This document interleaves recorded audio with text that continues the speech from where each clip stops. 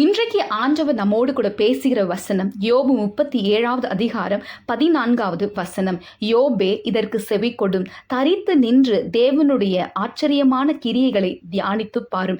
எல்லாவற்றையும் இழந்த யோபு, ஜெபங்கள் கேட்கப்படாமல் இருந்த நிலையில இருந்த யோபை நோக்கி சொல்லப்பட்ட வசனம் தான் இது. தரித்து நின்று தேவனுடைய கிரியைகளை தியானித்து பார்.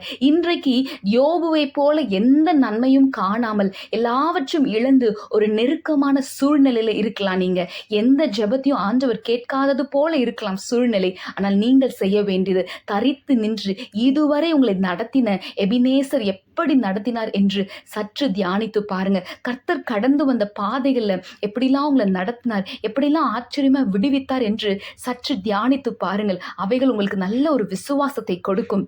இந்த காரியம் என்னமாய் முடியும் என்று நீங்கள் திகைத்திருந்த காரியங்களை கர்த்தர் எப்படி அற்புதமாய் ரட்சித்தார் என்றதை நினைத்து பாருங்க. இன்றைக்கும் கர்த்தர் யோபுக்கு எப்படி இரட்டிப்பான நன்மைகளை கொடுத்தாரோ அதே போல வரும் நாட்கள்ல கர்த்தர் உங்களை இரட்டிப்பான நன்மையினால் ஆசீர்வதிப்பார். ஆமீன்.